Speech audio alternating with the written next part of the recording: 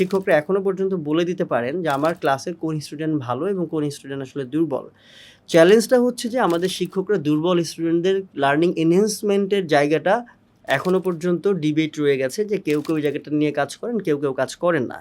ডেটাটা record করাটা আসলে কতটুকু ইম্পর্টেন্ট, নাকি টিচারের মোটিভেশনটা ইম্পর্টেন্ট এখানে আসলে তাকে ট্র্যাক করে তার লার্নিং এনহ্যান্স করা? পরিবর্তন যখন আসে কোনো কিছু কিন্তু কেউ সহজে নেয় না, তাদেরকে রেডি করতে হয়। যেমন একটা কারিকুলাম বা নতুন একটা প্ল্যান, এটার জন্য শুধু টিচার না, আমরা বলি শিক্ষকতার যে স্টেক হোল্ডার বা অংশীজন যারা আছে, যেমন শিক্ষক, অভিভাবক, শিক্ষার্থী, তারা হচ্ছে মেইন স্টেক হোল্ডার। তাদেরকে রেডি করতে হয়। আমরা অনেক ক্ষেত্রে যেটা করি, আমাদের সমস্যাটা হচ্ছে আমরা নিজেরা ডিসিশনগুলো নিয়ে তারপরে তাদের কাছে ফাইনালি পাঠিয়ে দেই এবং এটা ইমপ্লিমেন্ট করতে বলি। এইটা আসলে যে বেনিফিশিয়াল তাদের সন্তানদের জন্য, সেটা রেডি করা তারা এটা দেখে না। এটাকে তারা দেখেছে বরং বার্ডেন হিসেবে, যে শিক্ষকের কাছে তারা জিম্মি হয়ে পড়তে পারে। ফলে প্যারেন্টসদের কাছ থেকেও সবসময় একটা বাধা হিসেবে এসেছে। এই যে বাধাটা আমাকে প্রথমেই দেখতে হবে যে কীভাবে আমি সেটা কমিয়ে আনবো, কীভাবে অ্যাকসেপ্টেড করে তুলব।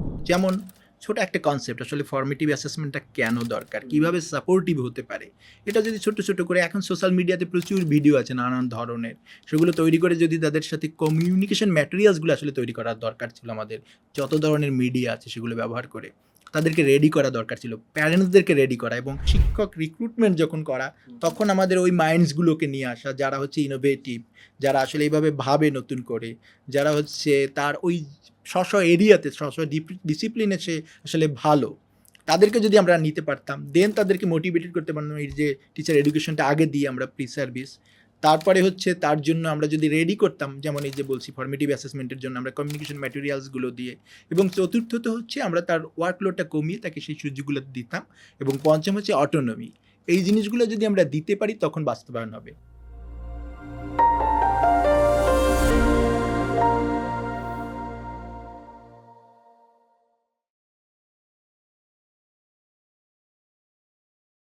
প্রিয় দর্শক, এডকাস্ট স্টুডিওতে আপনাদের আবারও স্বাগত জানাচ্ছি।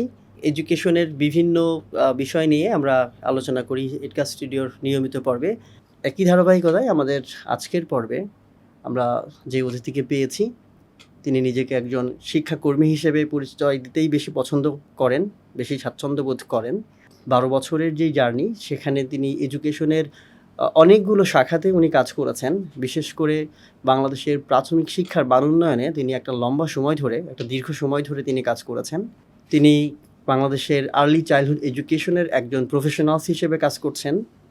আমাদের আজকের অতিথি, যিনি বর্তমানে কর্মরত রয়েছেন নোয়াখালী বিজ্ঞান ও প্রযুক্তি বিশ্ববিদ্যালয়ের এডুকেশন ডিপার্টমেন্টের একজন ফ্যাকাল্টি হিসেবে। তিনি খুব সম্প্রতি প্রভাষক হিসেবে যোগদান করেছেন সেখানে, বাট তার আগে তিনি প্রায় 7 বছর যাবৎ প্রাথমিক শিক্ষক প্রশিক্ষণ ইনস্টিটিউটের ইনস্ট্রাক্টর হিসেবে, শিক্ষক প্রশিক্ষক হিসেবে একটা দীর্ঘ সময় তিনি কাজ করেছেন সেখানে। আমাদের সাথে রয়েছেন জনাব মোহাম্মদ শাহরিয়ার শফিক। শফিক ভাই, আপনি কেমন আছেন? ভালো আছি, এবং আপনাদের ধন্যবাদ আমাকে এখানে আমন্ত্রণ জানানোর জন্য। আমরা আপনাকে পেয়ে আজকে আসলেই আমরা অনেক বেশি আমি ব্যক্তিগতভাবে অনেক বেশি খুশি, কারণ আমি ব্যক্তিগতভাবে আপনার সাথে কাজ করেছি। আমি যখন সর্বশেষ এনসিটিভিতে কাজ করছিলাম, তখন আপনি টেক্সট বুক রাইটার হিসেবে কাজ করছিলেন, এবং পরবর্তীতে শিক্ষক সহায়িকা যেটা লেখা হয়েছে সেখানেও আপনি কাজ করেছেন। আপনি নিজেকে আসলে কি বলে পরিচয় দিতে, আমি বলেছি যে আপনি শিক্ষাকর্মী হিসেবে পরিচয় দিতেই স্বাচ্ছন্দ্য বোধ করেন। আপনি একাধারে রাইটার, আপনি রিসার্চার, আপনি ইসিই প্রফেশনালস, এবং আপনি বর্তমানে একজন এডুকেশনের ফ্যাকাল্টি হিসেবে কাজ করছেন। আপনি আসলে কি? ব্রডলি যদি বলি যে অনেকগুলো এরিয়াতেই তো কাজ করি। আমি মূলত আসলে শিক্ষাকর্মী বলি নিজেকে, কারণ শিক্ষাকর্মী বললে এই যে আমব্রেলাটা ব্যবহার করে তখন অনেক জায়গাতে কাজ করা যায়। যেহেতু আমি একাডেমিক হিসেবে কাজ করেছি, প্যারাগগ হিসেবে কাজ করেছি এখানে, পাশাপাশি এখন শিক্ষকতা করছি এখানে, টিচার ট্রেনার হিসেবে কাজ করেছি, আবার আর্লি চাইল্ডহুড ডেভেলপমেন্টের জন্য কাজ করছি, রিসার্চার হিসেবে কাজ করছি অনেকগুলো। ফলে আমি ওই একটা টার্ম বা একটা আমব্রেলা যদি বলি, সেটা শিক্ষাকর্মী, এটাই আমি মনে করি যে আমার জন্য ঠিক। খুব ইন্টারেস্টিং এই টার্মটা আমার প্রথম শোনা, যে শিক্ষাকর্মী। মানুষ সমাজকর্মী বলে, রাজনৈতিক কর্মী বলে, বাট শিক্ষাকর্মী শব্দটা খুব সচরাচর আসলে শোনা যায় না। সবাই কেউ education specialist, education expert, educator, বিভিন্নভাবে আসলে নিজেদেরকে ডিফাইন করার চেষ্টা করে। আপনি এই জায়গাটাই করেছেন। শরীফ ভাই, আপনি একটা লম্বা সময় ধরে কাজ করেছেন আ প্রাথমিক শিক্ষক প্রশিক্ষণ ইনস্টিটিউটে। সেখানে আপনি শিক্ষকদের প্রশিক্ষণে আ সরাসরি যুক্ত ছিলেন। একইভাবে তার মানে আপনি সেখানে তাদেরকে শেখাতেন কিভাবে আসলে বাচ্চাদের শেখাতে হয়। কিভাবে ক্লাসরুমে তারা যেই লার্নিং কনটেন্টটা রয়েছে এবং পুরো এডুকেশনের যেই ডিজায়ারটা রয়েছে, ইনটেনশনটা রয়েছে, তারা কিভাবে ক্লাসরুমে শিক্ষার্থীদের কাছ থেকে বা তাদেরকে লার্নিংয়ে এনগেজ করবে। একইভাবে আপনি এখন এডুকেশন ফ্যাকাল্টি হিসেবে কাজ করছেন, শিক্ষকতা করছেন নোয়াখালী বিজ্ঞান ও প্রযুক্তি বিশ্ববিদ্যালয়ে। সেখানেও আপনি শিক্ষার্থীদেরকে শেখাচ্ছেন। ওখানে স্টুডেন্ট টিচারদেরকে শেখাচ্ছিলেন, এখানে আপনি শিক্ষার্থীদেরকে শেখাচ্ছেন। এইখানে কি শেখার কোনো তারতম্য আপনার দৃষ্টিতে ধরা পড়েছে কি? হ্যাঁ, একটা তারতম্য তো আছে বেসিক একটা জায়গাতে। আমার ইউনিভার্সিটিতে যদি বলি, যেখানে শিক্ষার্থীরা সবাই হচ্ছে তরুণ শিক্ষার্থী, ওরা একবারে এসেছেই, ওদের একটা ডিজায়ার আছে। সেই লক্ষ্যটা হচ্ছে কি, যে ওরা এখান থেকে শিখবে, শিখে গিয়ে ওরা পরবর্তী যে ওদের কর্মজীবনের জন্য তৈরি হচ্ছে। ফলে ওদের মধ্যে শেখার একটা চেষ্টা থাকে এবং এই শেখাটা তার পরবর্তী জীবনকে ইম্প্যাক্ট করবে, এটা হচ্ছে মেইন। ফলে এবং যেহেতু তারা তরুণ, ফ্রেশ মাইন্ড, ফলে শেখার প্রতি তাদের যে আন্তরিকতা বা প্রচেষ্টাটা ওইটা বেশি থাকে, একাগ্রতাটা। আর আমি অন্যদিকে যদি দেখি যে আমাদের যারা শিক্ষক, তাদের এখানে তারা হচ্ছে একটা তারা মূলত শিক্ষা জীবন শেষ করেছে, তারপরে চাকরিতে এসেছে এবং সেই চাকরির জন্য এখানে এসেছে। এবং এটা অনেক ক্ষেত্রেই তাদেরকে বলা যায় যে অনেক ক্ষেত্রে বাধ্য করে, চাকরির জন্য তাদেরকে বাধ্য করে পাঠানো হয়। ফলে যখন আমার ভেতরে, নিজের ভেতরে মোটিভেশনটা না থাকে, অন্য কারো মোটিভেশন, আমরা যে মোটিভেশনটা বলি দুই ধরনের, ইন্ট্রিনজিক এবং হচ্ছে মানে একটা হচ্ছে যে আমার বাইরে থেকে চাপিয়ে দেওয়া, আর একটা হচ্ছে আমার নিজের ভেতর থেকে মোটিভেশন। যখন আরেকজন আমাকে চাপিয়ে দিচ্ছে, ফলে সেই শেখার যে একাগ্রতা বা আন্তরিকতা বা নিজের থেকে চেষ্টাটা তো থাকে না, ওইটা কম থাকে। ফলে কোনোভাবে যদি উতরে যেতে পারে, এটাই হচ্ছে সেই ক্ষেত্রে, অধিকাংশ ক্ষেত্রে আমি দেখছি যে শিক্ষকদের যখন প্রশিক্ষণার্থী হিসেবে আসে, তাদের মধ্যে সেইটা বেশি কাজ করে। এই ক্ষেত্রে যারা শিক্ষার্থী তাদের সামনে মোটিভেশন, তাদের রেজাল্টটা ভালো করতে হবে, তাদের ক্যারিয়ারে দাঁড়াতে হবে, তারা হয়তো বিভিন্ন প্রফেশনে যেতে চায়। সেই কারণে কি তারা বেশি শিখতে চায় কিনা বা আগ্রহটা থাকে কিনা? হ্যাঁ, এটা একটা বড় বিষয়। শিক্ষার্থীরা মনে করে যে রেজাল্ট তার ক্যারিয়ারের ক্ষেত্রে একটা বড় ইন্ডিকেটর হিসেবে কাজ করবে, যে কে কত ভালো রেজাল্ট করছে তার মানে তার সিনসিয়ারিটি এখান থেকে অনেকটা মাপা যাবে হয়তো। সেজন্য শিক্ষার্থীরা চেষ্টা করে। তাছাড়া সে যেই এরিয়াতে, যেমন আমি যেহেতু শিক্ষা নিয়ে কাজ করছি, আমার যারা শিক্ষার্থী তারাও শিক্ষা বিষয়ে পড়াশোনা করছে, এই ফিল্ডে যদি তারা কাজ করতে চায় ভবিষ্যতে, সেক্ষেত্রে তাদেরকে তো ওই বিষয়গুলো, থিওরিজগুলো ভালো করে জানতে হবে, টেকনিক্স, মেথডস, অ্যাসেসমেন্ট যে কৌশলগুলো আছে, এগুলো সম্পর্কে তাদের খুব ভালো করে অবহিত হওয়া দরকার। ফলে তাদের ভেতরে এক ধরনের সেই চেষ্টাটা বা আর্জ যেটা, সেটা থাকে, যেইটা তাদের ভেতরে মোটিভেশন হিসেবে কাজ করে। এবং সে যেহেতু 5 বছর ধরে এই বিষয়টা পড়াশোনা করে, মানে অনার্স এবং মাস্টার্স মিলে, ফলে তার ভেতরে দীর্ঘ সময়ের ফলেও এইটা নিয়ে সে যেহেতু চর্চা করে, তার ভেতরে এক ধরনের মোটিভেশন তৈরি হয় সময়ের সাথে সাথে। তো এইটা একটা বেসিক পার্থক্য তৈরি করে দেয়। একটা জায়গা মানে খুব করে জানার খুব ইচ্ছে যে পিটিআই গুলোতে বা শিক্ষক প্রশিক্ষণ ইনস্টিটিউটগুলোতে শিক্ষকরা যারা শিখতে আসেন, তাদের আসলে কমন চ্যালেঞ্জ কোনগুলো থাকে? কারণ অনেক সময় দেখা যায় যে আমাদের শিক্ষকরা দের বয়সের তারতম্য থাকে। তারা হয়তো কেউ আছেন খুবই আর্লি এইজে টিচিং প্রফেশনে ঢুকেছেন, আবার কেউ অনেক পরে আ ঢুকেছেন অনেক আগে, বাট হয়তো ট্রেনিংটা নিতে এসেছেন অনেক পরে। বা যখন ফাউন্ডেশন ট্রেনিংগুলোর বাইরে অন্যান্য ট্রেনিংয়ের একটা আ দেখা যায় যে এক ধরনের বয়সের একটা মিক্সিংও থাকে। তো সেখানে লার্নিংয়ের যেই হ্যাবিটটা বা যে ধরনের ধরেন চ্যালেঞ্জগুলো আপনারা ফেস করেছেন, কি ধরনের চ্যালেঞ্জ আপনারা ফেস করতেন? এইখানে আমি বলব যে চ্যালেঞ্জ আসলে বহুমুখী। মানে একটা জায়গা থেকে এইটাকে সীমাবদ্ধ করা যাবে না চ্যালেঞ্জগুলোকে। যেমন যদি বলি যে আ তারা যখন চলে আসছে, একটু আগে আমার আলোচনা যখন করছিলাম, কথা বলছিলাম, সেখানে আসছিল যে তারা যখন আসছে, এখানে আসছে কিন্তু তার প্রফেশনাল পার্ট হিসেবে, যে প্রফেশনাল এক্সেলেন্স এর তাকে পাঠানো হচ্ছে। তো এটা কখন আসছে? অনেক ক্ষেত্রে আমি এমন পেয়েছি, হ্যাঁ, এখন দেখা যাচ্ছে তুলনামূলকভাবে ইয়াং যারা আছে, তারা হয়তো গ্র্যাজুয়েট হয়েছে, তারপর চাকরি পেয়েছে, চলে আসছে।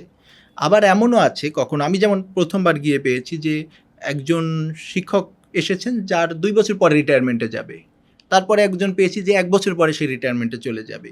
এখন সে এসেছে কারণ তার এই ডিগ্রিটা পেলে সে একটা স্কেল বেশি পেত, এই জন্য সে এসেছে। তো এইটা না হলে তার পরবর্তীতে সে যখন তার যে চাকরির পরে যে সুবিধাগুলো পাবে সেগুলোতে সে বঞ্চিত হবে এইসব কারণে। ফলে তার ভেতরে প্রথমত যেই সে যখন এইরকম করে আসছে, তার ভেতরে আর্টসটা থাকছে না, তাকে পাঠানো হচ্ছে, ফলে সে কী হচ্ছে, তার ভেতরে মোটিভেশনটা থাকছে না, এবং সেটা পরবর্তীতে এই যেমন 2 বছর আগে সে শেষ করছে, এটা সে কখনো, এটা কি তার আর ক্যারিয়ারে কোনো কাজে লাগবে প্রফেশনাল লাইফে? শিক্ষার্থীদের জন্য সে কিন্তু এটার ব্যবহার করতে পারছে না। তো এইটা এর বড় যে কারণটা সেটা হচ্ছে আমরা এটাকে যে প্রি সার্ভিস না করে ইন সার্ভিস করা হয়েছে, এটা একটা বড় বিষয়। যে আমাদের শিক্ষক সে শিক্ষকতার বিষয়গুলো না জেনেই চলে আসছে প্রফেশনে। যদি এমনটা হতো যে সে এটা জেনে আসতো, তাহলে তার ভেতরে আগে থেকেই একটা প্রস্তুতিও থাকতো শিক্ষকতায় আসার জন্য প্রথমত, এবং সে মোটিভেটেড হয়ে আসতো। অনেক ক্ষেত্রেই আমরা এখানে আসছি যে teacher by choice and by chance, তাহলে বাই চয়েস শিক্ষক আমরা হয়তো আরও বেশি পেতাম সেই ক্ষেত্রে, এবং সে তখন প্রস্তুত হয়ে আসতে পারতো এই জায়গাটাতে। এবং তার ভেতরে যখন সে আরও 2 বছর বা 1 বছর যদি এরকম একটা প্রি সার্ভিস এডুকেশন থাকতো তার জন্য, সেটা নিয়ে আসতো, সে তার একটা ফাউন্ডেশন হয়ে যেত।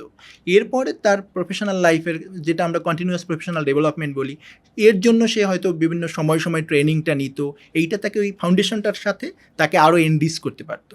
কিন্তু এখন যেহেতু সে ট্রেনিংটা আগে থেকে নিয়ে আসছেন, তার প্রস্তুতি থাকে না, অনেক ক্ষেত্রে সে ক্লাসে তার যে আগের যেই ধারণাগুলো, কনসেপ্ট যার তার আছে অথবা পারসেপশন, সেগুলো দিয়েই কিন্তু সে টিচিংটাকে কন্টিনিউ করে যাচ্ছে, এরকম হয়।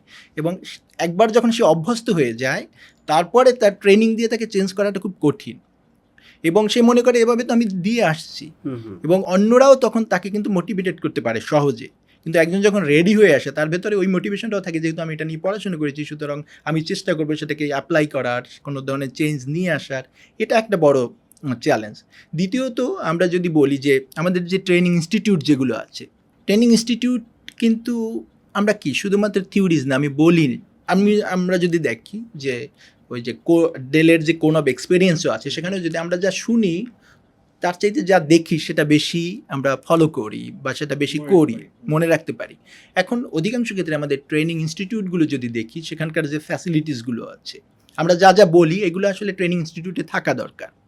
যেমন আমি বলছি যে রোল প্লে এখানে থাকবে, গ্রুপ ওয়ার্ক করার কথা, কিন্তু পিটিআইগুলোতে আমরা যদি দেখি যে এই ফ্যাসিলিটিস খুবই কম, সেখানে এক ক্লাসে 80 জন 100 জন করেও এরকম থাকে, কখনো কখনো 50-60 জন, সেখানে আসলে গ্রুপ ওয়ার্কগুলো করার সুযোগ থাকে না, ইনস্ট্রাক্টর কম। ফলে কী হয়, আমরা বলছি একটা, দেখাচ্ছি একটা, আমি হয়তো বলছি যে গ্রুপ ওয়ার্ক করবে, কিন্তু লেকচার মেথডে বলছি। এক্স্যাক্টলি। ফলে সে যা দেখছে এবং যা করছে, এই দুইটার মধ্যে একটা কন্ট্রাডিকশন এখানে আছে। এবং পাশাপাশি ওইখানে যে ফ্যাসিলিটিসগুলো, যেমন অ্যাকোমোডেশন নাই, ওইটা পুরোপুরি আবাসিক হওয়ার কথা ছিল, অনেক ক্ষেত্রেই দেখা যায় সেটা আবাসিক না, বাইরে থেকে আসতে হয়, দূর থেকে। অনেক শিক্ষক সকালে বাড়ি থেকে এসে তারপরে সে এখানে আসে, এসে আবার তার ভেতরে তারা থাকে, আবার ফিরে যাবে কখন কিভাবে, অনেকের হচ্ছে বাচ্চা থাকে, ফলে তার ভেতরে শেখার চাইতে তার বাচ্চার দেখাশোনা কিভাবে হবে, ওইটা তখন তার ভেতরে কাজ করে বেশি। এটা যদি প্রি সার্ভিসে থাকতো, ফ্রেশ গ্র্যাজুয়েটরা কিন্তু এটা করতে পারতো, এই যে লং টার্ম ট্রেনিংয়ে তাকে থাকতে হতো না, এই চ্যালেঞ্জগুলো তাকে আর মোকাবেলা করতে হতো না, এটা অনেকটাই রিডিউস করা যেত, শর্ট টার্মের জন্য ম্যানেজ করতে পারতো। ফলে এখন তাকে অনেক ধরনের চিন্তা, অনেক তার ফ্যামিলি, তারও তার ব্যক্তিগত অনেক বিষয় আছে যেগুলো নিয়ে এখানে চলে আসতে হয়, যেইটা তাকে নানানভাবে তার প্রফেশনাল যেই নলেজ বা স্কিলস এখান থেকে সে অ্যাচিভ করতে পারতো, সেটা এক ধরনের বাধা হিসেবে কাজ করে সময় সময়। তো আমার কাছে যেটা মনে হয় যে এইগুলো হচ্ছে চ্যালেঞ্জ, যে শুধু সরকারের এখানে পলিসিগত কিছু জায়গা, যদি জাস্ট প্রি সার্ভিসটাকে যদি ইন সার্ভিস এরকম একটা বিষয় থাকে, কিংবা টিচিংয়ে আসার জন্য এই সার্টিফিকেশনটা থাকবে, এই ধরনের একটা প্রজ্ঞাপনও যদি থাকে, সেক্ষেত্রেই দেখা যাবে টিচারদের মধ্যে এই মোটিভেশনের একটা বড় ধরনের চেঞ্জ আসতে পারে তখন। সেই ক্ষেত্রে আমরা প্রি সার্ভিস ইন সার্ভিসের কথা বলছি। বাংলাদেশের এডুকেশনে প্রি সার্ভিস এডুকেশনের এখন পর্যন্ত টিচার হওয়ার জন্য প্রি সার্ভিস এডুকেশনের ওরকম কোনো সুযোগটা নেই। আমি সাম্প্রতিক সময়ে দেখেছি, আমার সাথে অনেকগুলো ল্যাবমেট আছে আমার সময় বিশ্ববিদ্যালয়ে, সেখানে দেখেছি যে ক্যাম্বোডিয়ার থেকে আছে কেউ, ইভেন আফ্রিকান কান্ট্রি থেকে জাম্বিয়া, মালাউই, এসব দেশগুলো থেকেও আছে, ইভেন জাপানি স্টুডেন্টদেরকেও দেখেছি যারা টিচার হতে চায়। তারা আসলে আগে থেকেই একটা লম্বা সময় তারা একটা প্রসেসের মধ্য দিয়েই আসে, তাদের এডুকেশন থেকেই আসে। যেটা তাদের জয়েনিংয়ের আগেই আসলে শেষ করতে হয়, এবং তারা আসার পরে আপনি যেমনটা বলছিলেন যে আসলে সেটা খুব নতুন করেই তার ভাবতে হয় না যে এটা আমার কাছে নতুন কিনা। সে হয়তো ফিজিক্সের কোনো একটা সাবজেক্ট পড়াবে বা সায়েন্স পড়াবে, সে সায়েন্স ব্যাকগ্রাউন্ডের স্টুডেন্টরাই আসলে এই সাবজেক্টগুলোতে টিচার হিসেবে আসছে। কিন্তু বাংলাদেশে দেখা গেছে যে আমাদের সাবজেক্টিভ টিচার তো অনেক ক্ষেত্রেই নাই, এবং রিসার্চগুলো তো সেটাই বলছে যে দেখা গেছে যে অলমোস্ট 70-80% মানে সাবজেক্ট টিচার না। ইভেন আমি রিসেন্টলি একটা রিসার্চ দেখছিলাম যেখানে সম্ভবত 72% or 73% ও নন মেজর ইংলিশের টিচাররা ইংরেজি পড়াচ্ছেন আমাদের সেকেন্ডারি স্কুলগুলোতে। এই গ্যাপগুলোও রয়ে গিয়েছে। এখন আপনি আপনার লম্বা সময়ের যেই এডুকেশন রিসার্চ নিয়ে কাজ করছেন, সেখানে আপনি ঢাকা বিশ্ববিদ্যালয়ের institute of education and research পড়েছেন, এবং সেখানে এডুকেশনের যে ব্যাকগ্রাউন্ড আপনার তৈরি হচ্ছে, ডেফিনেটলি সেইটাই আপনাকে টিচার ট্রেনিং কলেজে জয়েন করে, এবং পরবর্তীতে এটাকে আননোন হিসেবে কিন্তু আপনার কাছে মনে হয়নি। বিষয়টা আপনার কাছে খুবই নোন ছিল। তো বাট আপনি আসলে কিভাবে দেখেন যে আমরা এই প্রি সার্ভিস ট্রেনিংয়ের যে কনসেপ্টটা, এইটা কিভাবে ডিফাইন করবেন, বা আমাদের আসলে এটা করার কি কোনো স্কোপ আপনি দেখছেন কিনা নিয়ার ফিউচারে? যারা টিচার হিসেবে জয়েন করবে তাদের আসলে এই জায়গাটা দরকার। ইভেন আমি আরেকটু অ্যাড করতে চাই। একটা সময় আমাদের প্রাথমিক বিদ্যালয়ের শিক্ষক হওয়ার যোগ্যতা ছিল যারা ইন্টারমিডিয়েট পাস করা, যে সকল বলা যায় যে এইচএসসি পাস করা শিক্ষার্থীরাই জয়েন করতে পারত। এখন সেটাকে বাতিল করা হয়েছে, এবং অন্তত গ্র্যাজুয়েশন লাগবে যদি সে প্রাথমিকের শিক্ষক হতে চায়। আরও সুখবর হচ্ছে যে বাংলাদেশ সিভিল সার্ভিসে যারা আসলে নন ক্যাডার হিসেবে যোগদান করছেন তাদেরকেও প্রাথমিক শিক্ষার হেড টিচারে জয়েন করানো হচ্ছে, বা মাধ্যমিকে সহকারী শিক্ষক হিসেবে জয়েন করানো হচ্ছে। কিন্তু এইটার আমি যদিও বলি যে তাদের গ্র্যাজুয়েশন আছে, আপনি যেমনটা বলছিলেন যে হয়তো সাবজেক্ট আন্ডারস্ট্যান্ডিং আছে, কিন্তু তার তো ওই পড়ানোর যেই কৌশলগুলো সেগুলো তো তার মধ্যে নেই। যে প্যাডাগজির কথা আমরা বলি সেইটা তার মধ্যে নেই। বাংলাদেশে কি নিয়ার ফিউচারে আপনি দেখেন কিনা যে প্রি সার্ভিস এডুকেশনটা ইন্ট্রোডিউস গভর্নমেন্ট হয়তো করবে, বা কোনো সুযোগ আছে? আমি তো মনে করি আমাদের যেই গভর্নমেন্টের অলরেডি যেই ধরনের পলিসিগুলো আছে তার মধ্যে থেকেই এটা সম্ভব। যেমন প্রাথমিক শিক্ষায় একটা কমিটি অলরেডি করেছে, আপনারা জানেন যে কিছুদিন আগে প্রধান উপদেষ্টার কাছে তারা রিপোর্টও দিয়েছে। সেখানেও কিন্তু প্রি সার্ভিস এডুকেশনের জন্য সুপারিশ করেছে তারা। এর আগেও বিভিন্ন ক্ষেত্রে বলা হয়েছিল যে প্রি সার্ভিস এডুকেশনটাতে, এবং এটা অলরেডি এখন যেই পরিমাণে অবকাঠামো তৈরি হয়েছে বা ফ্যাসিলিটিস তৈরি হয়েছে, যেমন 14টা টিচার্স ট্রেনিং কলেজ আছে, সরকারি টিচার্স ট্রেনিং কলেজ, যেখানে অনার্স চালু হয়েছে সেগুলোতে। এছাড়া পিটিআইগুলোতেও আছে। আমরা যদি একবারেও না পারি সেটাকে আস্তে আস্তে সুইচ করি, এই টিচার্স ট্রেনিং কলেজগুলো এবং পিটিআই আছে 67টা পিটিআই দেশে সবগুলো উপজেলায়। তো এখানেও আমরা যদি আস্তে আস্তে প্রি সার্ভিসগুলো চালু করি, সেখান থেকে কিন্তু গ্র্যাজুয়েট তৈরি হয়ে আসতে পারে। এবং এটা আমি মনে করি শুধুমাত্র সদিচ্ছারই আসলে একটু সদিচ্ছা দরকার। যদি সদিচ্ছা থাকলেই এটা করা সম্ভব, প্রথমত। দ্বিতীয়ত হচ্ছে আরও অনেকগুলো আছে, যেমন বেসরকারি কলেজ আছে, হ্যাঁ, এটা তাদের মান নিয়ে কথা আছে। এইটা অবশ্যই মনিটরিং দরকার, এবং যাদের সেইটার তারা যাদের মান আছে মনিটরিং করে ইভ্যালুয়েট করে তাদের প্রোগ্রামগুলো অ্যাসেস করে, যাদের আছে তাদেরকে সে সুযোগগুলো দেওয়া যেতে পারে। ফলে এই জায়গাগুলো থেকে কিন্তু প্রি সার্ভিস এডুকেশনের সুযোগ আছে। এমনকি আপনি এটা আমাদের দেশের পাশে ভারতের কথাও যদি বলি, পশ্চিমবঙ্গেও সেখানে কিন্তু তারা এর পাশাপাশি এই বিষয়গুলো নিয়ে পড়তে পারে। এরকম আমরা যে অনার্স নানান বিষয়ে ভুরি ভুরি অনার্স গ্র্যাজুয়েট বের হচ্ছে, কিন্তু আমরা এডুকেশনে তো এই যে শিক্ষক, একটা দেশে 65,000 স্কুল আছে গভর্নমেন্ট, যেখানে প্রত্যেকটা স্কুলে অ্যাটলিস্ট 5 টিচার্স দরকার। তাহলে সেই এতগুলো পজিশনের জন্য আমাদের যদি আমরা বলি যে তাদের জন্য এই বিষয়ে প্রফেশনাল ডিগ্রি দরকার, এটা কিন্তু গভর্নমেন্ট যদি বলে তার মানে 3 লাখ 3.5 লাখ শিক্ষক পজিশন আছে, সেটার জন্য একটা বড় সুযোগ। এইটা কিন্তু মানুষ লুপে নিবে যদি গভর্নমেন্ট শুধু এই পলিসির ক্ষেত্রে পরিবর্তনটা নিয়ে আসে। তো আমি বলবো যে এটা শুধুমাত্র সদিচ্ছা দরকার, সেটা হলেই সম্ভব। এক্স্যাক্টলি। ইভেন ধরেন ওই আন্ডারস্ট্যান্ডিংটা থাকলেও আমরা আমাদের যেই কারিকুলামের কথা আমরা বলি যে ইন্টেন্টেড কারিকুলাম, যেটা কারিকুলাম এবং টেক্সট বুকের মধ্য দিয়ে আমরা আসলে ডিজাইন করি, ইমপ্লিমেন্টেড যেটা আসলে শিক্ষক ক্লাসরুমের মধ্যে উনি কীভাবে লেসনটা ডেলিভারি করছেন, এঙ্গেজ করছেন, সেই জায়গাগুলোর কথা যদি চিন্তা করি, এবং অ্যাটেন্ড কারিকুলামের জায়গাটাও যদি চিন্তা, যেই গ্যাপগুলো রয়েছে, এবং সবগুলো জায়গাতেই আসলে গ্যাপগুলো রয়েছে। আমি রিসেন্টলি একটা এডুকেশন ডিবেটের মধ্যে আসলে জড়িয়ে গিয়েছিলাম। জাস্ট ডিবেট এমন ছিল যে একজন শিক্ষক, ধরেন আমরা আমাদের কারিকুলামটা ডিজাইন করি ব্লুম টেক্সোনমিক্যাল ভার্বের পার্সপেক্টিভ থেকে ইভেন অ্যাসেসমেন্টের পার্সপেক্টিভটা ওভাবে ধরি, রিসার্চ করে বলছে যে আমরা লোয়ার অর্ডার থিঙ্কিং স্কিলসকেই আসলে বেশি প্রমোট করছি, রাদার যেখানে আমাদের কারিকুলামে বলছে যে হায়ার অর্ডার থিঙ্কিং স্কিলসটাকে আরও বেশি প্রমোট করতে হবে।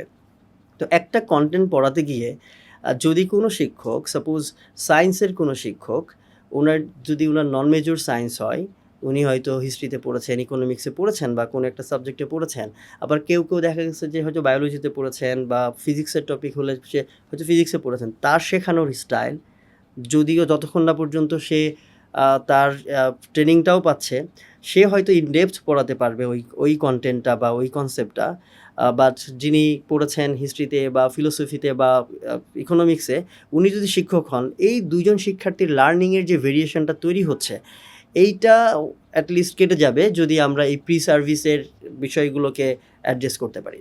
এর বাইরেও ইন সার্ভিস ট্রেনিংয়েও আমার একটু জানতে ইচ্ছে করে, আপনি একজন প্যারাগগ হিসেবে সরাসরি কাজ করেছেন এবং আপনি প্যারাগজি নিয়েই বেশিরভাগ ক্লাস ডেলিভার করতেন আপনার প্রোফাইল যখন আমি দেখছিলাম।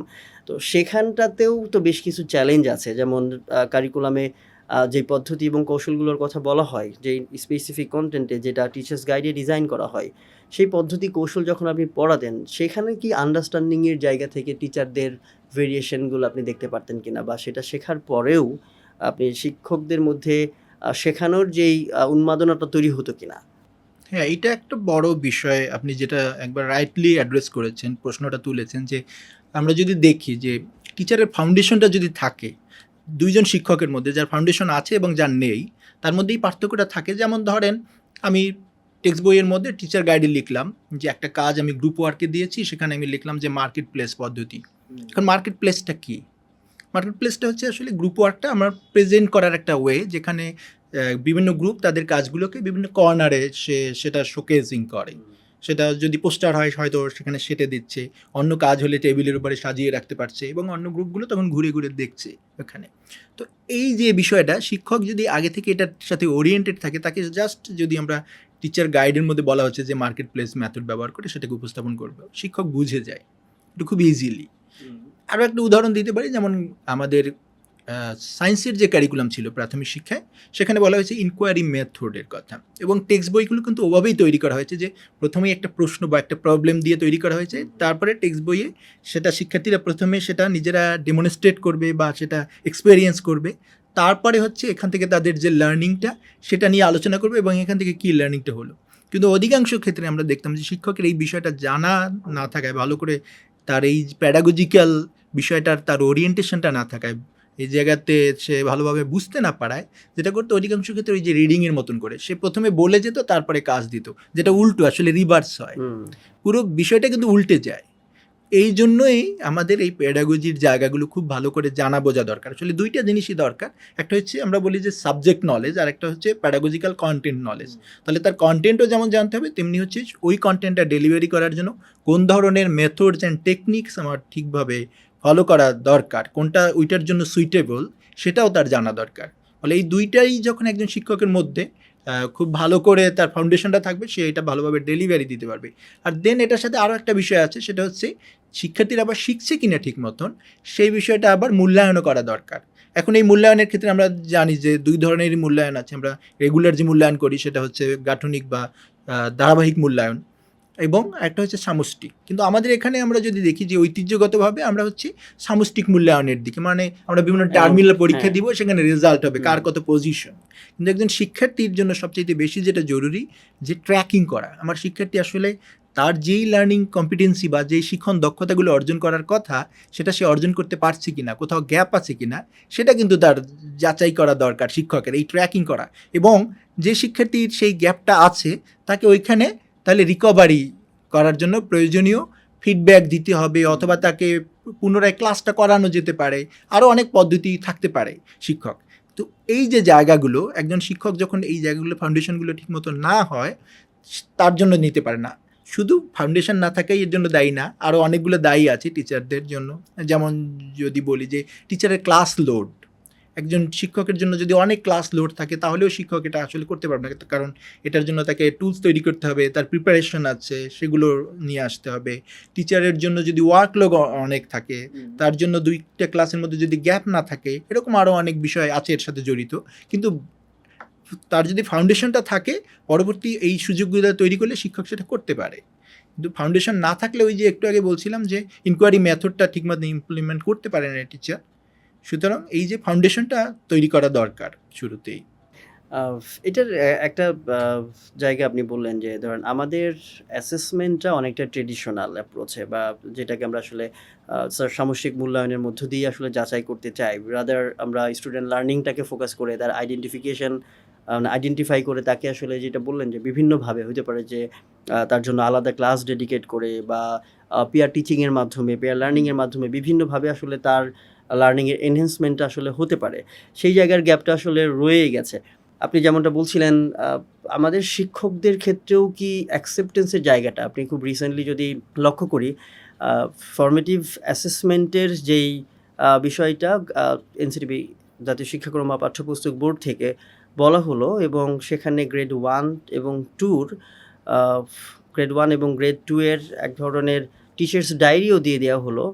ডায়েরি 1, ডায়েরি 2 যেখানে দেওয়া হলো, এবং ওখানে ট্র্যাকিংয়ের জায়গাটাই বলা হচ্ছিল যে শিক্ষক আসলে রিয়েলি আইডেন্টিফাই করবে যে আমার শিক্ষার্থীর গ্যাপটা কোন জায়গায় আছে, এবং সেই ইন্ডিকেটরগুলো সেট করে দেওয়া হয়েছিল। কেউ বলা শুরু করলো, বা কেউ বলেও যে আসলে এটাও টিচারের জন্য এক ধরনের ওয়ার্কলোড, যে এত ডেটা আসলে রেখে দেওয়াটা। আপনি এটাকে কিভাবে দেখেন যে আসলে শিক্ষকের কি এই রিগোরাস ডায়েরি আসলে মেইনটেইন করার দরকার আছে কি না? নাকি সে তার মতো করে, কারণ তার সামনে যদি 30 জন বা 40 জন শিক্ষার্থী থাকে, আমার শিক্ষক জানে যে আমার কোন শিক্ষার্থীর অবস্থা আসলে কী? কারণ আমাদের সময়েও আমরা দেখেছি যে শিক্ষকরা এখনও পর্যন্ত বলে দিতে পারেন যে আমার ক্লাসের কোন স্টুডেন্ট ভালো এবং কোন স্টুডেন্ট আসলে দুর্বল। চ্যালেঞ্জটা হচ্ছে যে আমাদের শিক্ষকরা দুর্বল স্টুডেন্টদের লার্নিং এনহ্যান্সমেন্টের জায়গাটা এখনও পর্যন্ত ডিবেট রয়ে গেছে, যে কেউ ওই জায়গাটা নিয়ে কাজ করেন, কেউ কাজ করেন না। ডেটাটা রেকর্ড করাটা আসলে কতটুকু ইম্পর্টেন্ট, নাকি টিচারের মোটিভেশনটা ইম্পর্টেন্ট এখানে আসলে তাকে ট্র্যাক করে তার লার্নিং এনহ্যান্স করা? এখানে কয়েকটা বিষয় আছে আপনি যে এগুলো বললেন। প্রথমত যেই মানে আলোচনাটা শুরু যখন করছিলেন যেভাবে যে টিচাররা নিতে চায় না, পরিবর্তন যখন আসে কোনো কিছু কিন্তু কেউ সহজে নেয় না, তাদেরকে রেডি করতে হয়। যেমন একটা কারিকুলাম বা নতুন একটা প্ল্যান, এটার জন্য শুধু টিচার না, আমরা বলি শিক্ষকতার যে স্টেক হোল্ডার বা অংশীজন যারা আছে, যেমন শিক্ষক, অভিভাবক, শিক্ষার্থী, তারা হচ্ছে মেইন স্টেক হোল্ডার। তাদেরকে রেডি করতে হয়। আমরা অনেক ক্ষেত্রে যেটা করি, আমাদের সমস্যাটা হচ্ছে আমরা নিজেরা ডিসিশনগুলো নিয়ে তারপরে তাদের কাছে ফাইনালি পাঠিয়ে দেই এবং এটা ইমপ্লিমেন্ট করতে বলি। কিন্তু এই কারিকুলাম, যেমন নতুন কারিকুলামের কথাই বলি, যে রেজিস্ট্যান্সটা মূলত তাদের কাছ থেকে, শিক্ষক এবং অভিভাবকদের কাছ থেকে এসেছে।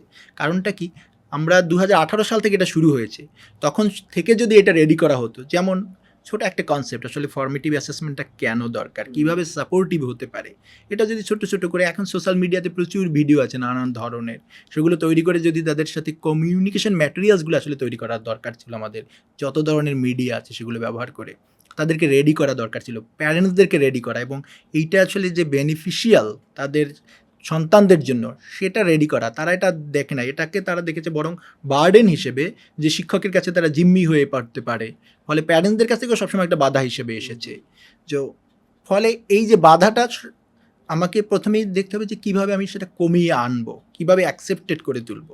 এটা প্রথমত, মানে মানুষের মধ্যে আগে আমার গ্রহণযোগ্যতা তৈরি করতে হবে প্রথমত।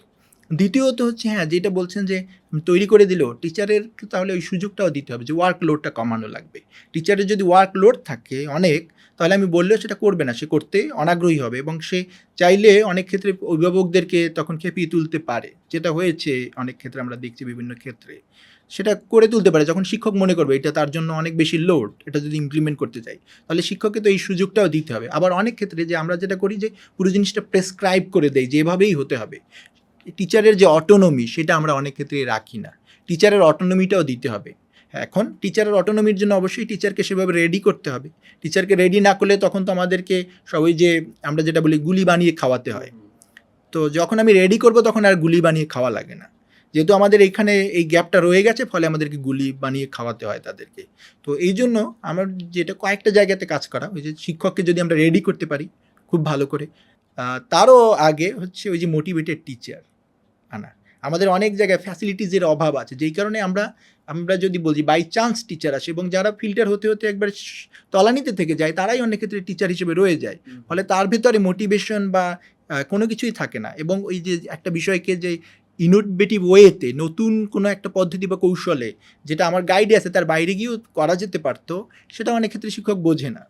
ফলে এই আমাদের কয়েকটা জায়গায় প্রথমে হচ্ছে শিক্ষক রিক্রুটমেন্ট যখন করা, তখন আমাদের ওই মাইন্ডসগুলোকে নিয়ে আসা যারা হচ্ছে ইনোভেটিভ, যারা আসলে এইভাবে ভাবে নতুন করে, যারা হচ্ছে তার ওই স্ব এরিয়াতে ডিসিপ্লিনে সে আসলে ভালো, তাদেরকে যদি আমরা নিতে পারতাম, দেন তাদেরকে মোটিভেটেড করতে পারতাম। এই যে টিচার এডুকেশনটা আগে দিই আমরা প্রি সার্ভিস, তারপরে হচ্ছে তার জন্য আমরা যদি রেডি করতাম, যেমন এই যে বলছি ফর্মেটিভ অ্যাসেসমেন্টের জন্য আমরা কমিউনিকেশন ম্যাটেরিয়ালসগুলো দিয়ে, এবং চতুর্থত হচ্ছে আমরা তার ওয়ার্কলোডটা কমিয়ে তাকে সেই সুযোগগুলো দিতাম, এবং পঞ্চম হচ্ছে অটোনমি। এই জিনিসগুলো যদি আমরা দিতে পারি তখন বাস্তবায়ন হবে, না হলে হঠাৎ করে দিলে তো এটা বাস্তবায়ন হবে না স্বাভাবিক। আমরা স্ট্র্যাটেজিগুলোর কথা একটু বলছিলাম শরীফ ভাই। আপনি যখন পড়াচ্ছিলেন বা আপনি সেই শিক্ষকদের শেখাচ্ছিলেন, আপনি সম্ভবত প্রফেশনাল স্টাডিজ 1 এবং প্রফেশনাল স্টাডিজ 2 এই পার্ট 2টা আপনি পড়াতেন, বিশেষ করে প্যাডাগজিক্যাল স্ট্র্যাটেজিগুলো কীভাবে শিক্ষকরা ক্লাসরুমের মধ্যে ইমপ্লিমেন্ট করবে। এবং সেটা তো ডেফিনেটলি সাবজেক্ট ধরে ধরে, কারণ বাংলার জন্য যে স্ট্র্যাটেজিটি আসলে ব্যবহার করা হয় সেটা ম্যাথের জন্য বা সেটা সায়েন্সের জন্য না, সেটা ডিফারেন্ট, আলাদা। আমরা বলি যে সায়েন্স এডুকেশনটা আমাদের ইনকোয়ারি বেসড লার্নিংয়ের মতো করে ডিজাইন করা হয়েছে, বা প্রবলেম বেসড ম্যাথমেটিক্সটাকে প্রবলেম বেসড লার্নিংয়ে গিয়েছে। এখন আমাদের কারিকুলামেও একটা ইন্ডিকেশন দেওয়া আছে। রিসেন্টলি আমি একটু কাউন্টিংই করছিলাম, ওখানে দেখছিলাম যে প্রায় 170 অ্যারাউন্ড এরকম টিচিং স্ট্র্যাটেজি ব্যবহার করা হয়েছে ওখানে। যদিও কিছুটা কৌশল, কিছুটা পদ্ধতি, সর্বশেষ এনসিটিভি থেকে একটা ছোট্ট ডকুমেন্টও বানানো হয়েছিল যেখানে 60 to 65 স্ট্র্যাটেজিকে এলাবোরেট করা হয়েছিল, এবং বলা হচ্ছিল যে এটি টিচার্স গাইডের পিছনে অথবা কারিকুলামের পিছনে এটাকে সংযুক্ত করে দেওয়া, বা আপনার যে প্রফেশনাল স্টাডিজ 1 এবং 2 পড়ান নিশ্চয় সেগুলোর একই জিনিস, হয়তো কাছাকাছি জিনিস। তো সেই জায়গাগুলো যখন আপনি পড়াচ্ছিলেন, এমন কি হয়, ধরেন টিচার্স গাইডে উল্লেখ করা আছে যে থিঙ্ক পেয়ার শেয়ার, সে ম্যাথমেটিক্সের জন্য কোনো একটা কন্টেন্ট টিচিংয়ের জন্য বা কোনো একটা লেসন টিচিংয়ের জন্য থিঙ্ক পেয়ার শেয়ার ব্যবহার করবে, বাট একইভাবে সে এই স্ট্র্যাটেজিটা অন্য সাবজেক্টে হয়তো নেই, কিন্তু সেই সাবজেক্টে শিক্ষক চাইলে ব্যবহার করতে পারেন। এই ওপেননেসটা কি আসলে থাকে কিনা, বা আপনারা যখন শিক্ষকদেরকে শেখান এরকম কমন স্ট্র্যাটেজিগুলো তাদেরকে শিখিয়ে দেওয়ার পরে তারা এইগুলো ক্লাসরুমে ব্যবহার করছে কিনা, বা এই অটোনমিগুলো আসলে আপনারা দেন কিনা যে একটা সাবজেক্টেরটা আরেকটা সাবজেক্টে ব্যবহার করার? হ্যাঁ, এই অটোনমিগুলো যেমন এনসিটিভির যে টিচার গাইডগুলো থাকে সেখানে কিন্তু লেখা থাকে, আপনি যদি জানেন যে এই অটোনমিটা আছে, যে এটা হচ্ছে টিচারকে সহায়তা করার জন্য, কিন্তু চাইলে টিচারের চেয়ে ভালো যদি কোনো অথবা বিকল্প মেথড মনে করে তারা সেটা ব্যবহার করতে পারবে। একইভাবে আমি যখন ছিলাম যে টিচার, ওখানে ছিল প্রাইমারি এডুকেশনের জন্য ডিপিএড, যেটা ডিপ্লোমা ইন প্রাইমারি এডুকেশন, সেখানে যে টিচার যে রিসোর্সগুলো বা যে ম্যাটেরিয়ালসগুলো ছিল তার মধ্যে কয়েক ধরনের, যেমন একটা হচ্ছে যেটা আপনি বলছিলেন যে প্রফেশনাল স্টাডিজ, এখানে মূলত কমন যে বিষয়গুলো ছিল, যেমন হচ্ছে টিচিং রিলেটেড, লার্নিং রিলেটেড কতগুলো থিওরিজ আছে, এই থিওরিগুলোও জানা জরুরি। যেমন কেন আমি আসলে শিক্ষককে প্রথমেই শিক্ষার্থীর গ্যাপটা যাচাই করা, ওই যে প্রথমেই আমি দেখতে চাই পূর্বজ্ঞান যাচাই, সেটা কেন দরকার, এটা যেমন আমরা হচ্ছে বিগটস্কির থিওরি দিয়ে দেখতে পারি। এই বিষয়গুলো যেমন জরুরি, তেমনি হচ্ছে আমরা যখন বলি যে তাকে ফিডব্যাক দেয়া কেন দরকার, কেন তাকে বারবার একই বিষয় নিয়ে কাজ দেওয়া দরকার, কেন, এগুলো আমরা এই থিওরিজগুলো আমরা কানেক্ট করলে তখন বুঝতে পারে শিক্ষকরা, তখন বুঝতে পারে লজিকগুলো কী। যেমন তাহলে থিওরিজগুলো ছিল এখানে ছিল প্রাইমারি এডুকেশন রিলেটেড অনেকগুলো বিষয়, যে প্রতিষ্ঠানগুলো আছে সেগুলো কিভাবে কাজ করে, তেমনি আছে বিভিন্ন মেথডস অ্যান্ড টেকনিক্স আছে। এখানে আরও একটা বিষয় ছিল যেমন ইনক্লুশনের বিষয়, জেন্ডার অ্যান্ড ইনক্লুশন, যেহেতু আমার এখানে প্রাইমারি এডুকেশন এবং সেকেন্ডারি সব ক্ষেত্রেই আছে, যে আমাদের ডাইভার্স লার্নারদের জন্য কিভাবে আমরা একটা বিষয়কে প্রেজেন্ট করতে পারি, সবাইকে কিভাবে এঙ্গেজ করা যায়, সেই বিষয়গুলো সেখানে ছিল। একইভাবে সেখানে ছিল রিফ্লেক্টিভ প্র্যাকটিস, যে টিচারকে যেমন একটা হচ্ছে প্রতিষ্ঠানগুলো মানে গভর্নমেন্ট যেমন ট্রেনিং প্রোভাইড করে, তেমনি এর বাইরেও অনেকগুলো স্ট্র্যাটেজি আছে যেখানে টিচার নিজে অথবা তার টিচার কমিউনিটির মানুষরা মিলে সেখানে নিজেরা কিছু উদ্যোগের মাধ্যমে তাদের প্রফেশনাল ডেভেলপমেন্ট করতে পারে, যেমন অ্যাকশন রিসার্চ। একজন টিচার তার ক্লাসেই কোনো একটা প্রবলেমকে আইডেন্টিফাই করে সেটার উপরে নিজে কিছু অনুমান তৈরি করে যে তাহলে কীভাবে সমাধান করা যায়, সেটাকে সে আবার চাইলে সেটাকে সে পরীক্ষামূলকভাবে প্রয়োগ করে দেখতে পারে যে এটা আসলে কাজ করছে কিনা। তাহলে অ্যাকশন রিসার্চ করে সেটা করতে পারে, লেসন স্টাডি করতে পারে। আপনি জাপানের ওখানে তো লেসন স্টাডি lesson খুব study। ব্যবহার করে, এটা কিন্তু আমাদেরও আছে, এখানেও প্রাইমারি এডুকেশনে সেটা ব্যবহার করা হয়। তাহলে লেসন স্টাডি আছে, তারপরে একাডেমিক সুপারভিশন আছে, এই ধরনের বিষয়গুলো আছে, কেজে স্টাডি করার সুযোগ আছে যেগুলোর মাধ্যমে শিক্ষক নিজের ডেভেলপমেন্ট কীভাবে করতে পারে সেই সুযোগগুলো আমাদের এই ট্রেনিং ম্যাটেরিয়ালসগুলোর মধ্যে আছে। তারপরে হচ্ছে অ্যাসেসমেন্ট টেকনিক্সগুলো, কীভাবে ফর্মেটিভ অ্যান্ড সামেটিভ অ্যাসেসমেন্ট কীভাবে করা যায় সেই কৌশলগুলো আছে। আর্লি চাইল্ড ডেভেলপমেন্ট রিলেটেড যে থিওরিজগুলো আছে এবং সেটা কীভাবে ইমপ্লিমেন্ট করা যাবে এই বিষয়গুলো আছে। এটা হচ্ছে কমন যেটাতে। এছাড়াও যে সাবজেক্টগুলো আছে প্রত্যেকটা সাবজেক্টেরই কন্টেন্ট নলেজ আছে এবং একইভাবে প্যাডাগজিক্যাল কন্টেন্ট নলেজ, অর্থাৎ ওই সাবজেক্টের ওই বিষয়গুলো কীভাবে ডেলিভারি করার জন্য কোন ধরনের প্যাডাগজি, কোন ধরনের মেথডস টেকনিক্স ব্যবহার করতে হবে সেটাও কিন্তু আছে প্রত্যেকটা সাবজেক্টের সাথেই। ফলে এইগুলো কিন্তু তৈরি করা হয়, তাদের এইভাবে তৈরি করা হয় আমাদের যেই বেসিক বা ফাউন্ডেশন যে ট্রেনিংটা আছে তার মধ্য দিয়ে। ফলে একজন শিক্ষক যখন এর মধ্য দিয়ে যায়, মানে শুরুতে যদি তাকে মোটিভেটেড করা যায় এবং এর মধ্য দিয়ে নিয়ে যাওয়া যায়, তার ওই ফাউন্ডেশনটা তৈরি হয় সেই ক্ষেত্রে।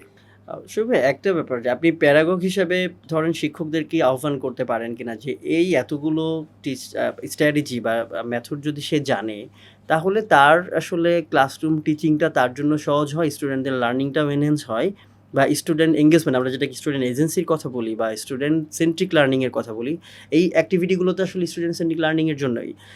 আপনার কাছে কি কোনো সাজেশন আছে কিনা যে আমাদের শিক্ষকদের একটা নাম্বার অফ স্ট্র্যাটেজি যদি তারা জানে তাহলে হয়তো তাদের এই টিচিংটা সহজ হয়ে যায় তাদের জন্য? এটা আসলে ডাইভার্স পার্সপেক্টিভ, এক ধরনের। ধরেন যেটা শহরের জন্য কাজ করে সেটা আমার গ্রামে নাও কাজ করতে পারে আমার। ফলে আমি বলবো টিচারকে প্রথমেই আমাদের ওই জায়গাটাতেই আমার টিচারকে রেডি করতে হবে। টিচার যদি রেডি হয় সেই ক্ষেত্রে শিক্ষকই বুঝবে আসলে কোনটা তার পিক করতে হবে। তো যখনই আমি সাজেশন দিব তখন একটা চ্যালেঞ্জ তৈরি হয় যে মনে করবে যে হ্যাঁ এটাই বোঝায়, এবং এটা কন্টেক্সচুয়ালি না হলেও সেক্ষেত্রে সে প্রয়োগ করতে পারে। আবার অনেক ক্ষেত্রে আমরা যেমন এনসিটিভির যে টিচার গাইড, আমরা বলছি এনসিটিভিতে বইয়ে যদিও লেখা থাকে টিচার গাইডে যে এটা শিক্ষক সহায়তার জন্য, কিন্তু আমি মাঠ পর্যায়ে গিয়ে দেখেছি যে অনেক ক্ষেত্রে সহকারী জেলা যে প্রাথমিক শিক্ষা অফিসার যারা থাকে, উপজেলা শিক্ষা অফিসার তারা বা উপজেলা শিক্ষা অফিসার, তারা অনেক ক্ষেত্রে এটা ম্যান্ডেটরি করে দেয় যে এটাই ফলো করতে হবে। টিচারের অটোনমিগুলো ওখান থেকে আরও কী হয়ে যায়, একবারে টিচার বাধ্য হয়ে যায়।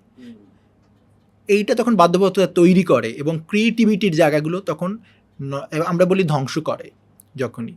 এবং এমনকি আমার কাছে মনে হয় আমরা টিচার গাইড যে এটা দেই এবং যখন এই যে বাধ্যবাধকতা এরকম করে দেয় অনেক ক্ষেত্রে মনে করা হয় সেটা আলটিমেটলি টিচার অটোনমি এবং টিচার ক্রিয়েটিভিটি ক্ষেত্রে, টিচার এম্পাওয়ারমেন্টের ক্ষেত্রে কখনো কখনো একটা ক্ষতিকর হিসেবেই কাজ করে। না, কিন্তু টিচার্স গাইডে তো বলা থাকে যে এটা এমন নয় যে এটাই ব্যবহার করতে হবে, এটা তার জন্য একটা সাজেশন থাকে এবং সেই সাজেশনটাও সে ব্যবহার করতে পারে বা তার মতো করে। আমরা সবসময় প্যাডাগজির তো অনেকগুলো ফরমেশন আছে, একটা ট্রেডিশনাল প্যাডাগজি যেটা হয়তো আপনারও নিশ্চয়ই মনে আছে যে এমনও শিক্ষক হয়তো ছিলেন আমাদের জীবনে যিনি তার পড়ানোর টেকনিকের কারণেই হয়তো শিক্ষার্থীরা শিখতে পারতো। সে তার টেকনিকটাই সে ব্যবহার করতে পারে তার টিচিংয়ের ক্ষেত্রে, কারণ তার তো একটা লম্বা সময় এক্সপিরিয়েন্স হয়ে যায়, তো সেই ব্যাপারগুলো সে আসলে ব্যবহার করতে পারে। কিন্তু চ্যালেঞ্জ হচ্ছে যখন আসলে বাধ্য করে দেওয়া হয়, মনে করা হয় যে এটা লেখা আছে কিন্তু পরের লাইনটা হয়তো অনেকেই পড়ে না, যে তার বাইরেও গিয়েও সে যদি মনে করে সে সেটা ব্যবহার করতে পারে। একটা উদাহরণ দিলে আরও বোঝা যাবে। ধরেন আমরা যে সারা বছর জুড়ে যেই ক্লাস রুটিনটা দিই সেই ক্লাস রুটিন আমরা দিচ্ছি শিক্ষার্থীদের স্কুলগুলোর জন্য, ক্লাস রুটিনটা আমরা স্কুলের জন্য দিচ্ছি। অনেক সময় দেখা যায় যে কোনো ক্ষেত্রে কোনো ডিস্ট্রিক্টে হয়তো কোনো একটা ন্যাচারাল ক্লামিটিসের জন্য অথবা ডিজাস্টারের জন্য হয়তো ওখানকার স্কুলগুলো বন্ধ থাকছে। তারপরে ওই অঞ্চলের ওদের একটা লার্নিং গ্যাপ তৈরি হচ্ছে অথবা সামহাও পরবর্তীতে অ্যাকোমোডেট করার চেষ্টা করা হচ্ছে। এই ব্যাপারগুলোকে আসলে আপনি কিভাবে দেখেন? এইটা প্রথমত যে প্রত্যেক কনটেক্সটই কিন্তু আলাদা। যেমন গ্রামের কনটেক্সট এবং শহরের কনটেক্সট কখনো এক হয় না, তেমনি আমাদের যে জিওগ্রাফিক্যাল বিভিন্ন লোকেশনগুলো আছে এগুলো আলাদা। যেমন হাওর এরিয়ার কথা বলি, বন্যাপ্রবণ এরিয়া, কিংবা দক্ষিণাঞ্চলে যেগুলো হচ্ছে বিভিন্ন ধরনের সাইক্লোন বেশি হয় সেখানে, তারপর হচ্ছে আমাদের রাঙামাটির পার্বত্য অঞ্চলের কথা যদি বলি, প্রত্যেকটা কনটেক্সট কিন্তু আলাদা। ফলে এক এক সময়, এবং এই যে দুর্যোগের কথা বলছি, সেই দুর্যোগগুলো কিন্তু একরকম হয় না। ফলে আমরা যদি রুটিনের কথা নিয়ে আসি, যে এই রুটিন কখনোই সারা দেশে আসলে এটা হওয়া সম্ভব না, ফিজিবল না এটা একেবারেই। প্রথমত যেমন এই যে কিছুদিন আগেই সারা দেশে এই যে একটা বন্যা হয়ে গেল, সারা দেশে না, যেমন নোয়াখালীতে হলো, ফেনী হলো এই অঞ্চলে, তারপর হচ্ছে সিলেটে হলো, কুড়িগ্রামে হলো, অন্য জায়গাগুলোতে হয়নি। তার মানে এইখানে স্কুল বন্ধ ছিল, অন্য জায়গাগুলো কিন্তু স্কুল খোলা ছিল। এখন স্কুল যখন আবার তারা পুনরায় চালু করবে, কোথা থেকে শুরু করবে? তাহলে আমার যেই রুটিনটা দেওয়া হয়েছে সারা বছরের জন্য, আমার তো তাহলে কি যেই ডেটে আছে সেখান থেকে তারা শুরু করবে, নাকি পুনরায় ওইটা তো আমার রিজিউম করতে হবে? তাহলে তো এটা তো আর কাজ করে না। ফলে এই বিষয়গুলো অবশ্যই প্রত্যেক কনটেক্সচুয়ালাইজ হওয়া উচিত প্রত্যেকের এরিয়া অনুযায়ী। কখনোই আমি মনে করি যে সেন্ট্রালি এটা চাপিয়ে দেওয়া উচিত না। একইভাবে মেথডসের কথাও যখন বলি, আমরা একটা মেথডস সেটা শহর এবং গ্রামে আলাদা হতে পারে, কারণ রিসোর্স, যে অ্যাভেলেবল রিসোর্স আলাদা হতে পারে। ফলে এই প্রাপ্যতা অনুযায়ী সেগুলো হবে। সুতরাং আমি যেটা বলবো যে এই জায়গাগুলোতে যতটা বেশি বিকেন্দ্রীকরণ করা যাবে এবং শিক্ষকদের যত বেশি অটোনমি দেওয়া যাবে, তত বেশি হচ্ছে এটা ফলপ্রসূ হবে।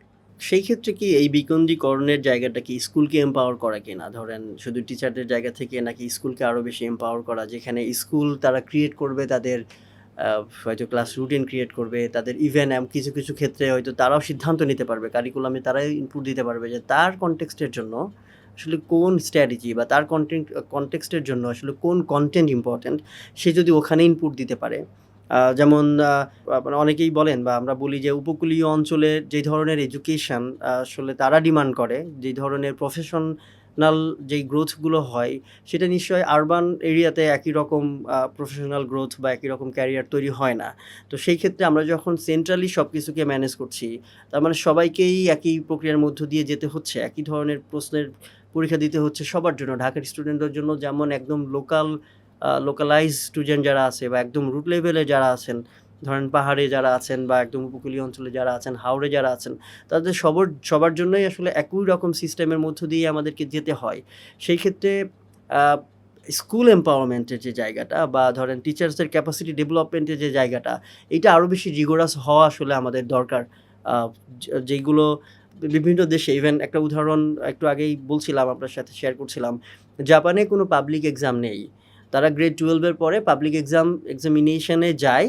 যারা শুধু ইউনিভার্সিটিতে ভর্তি হতে চায়, তারা পাবলিক এক্সামটা দিতে চায়।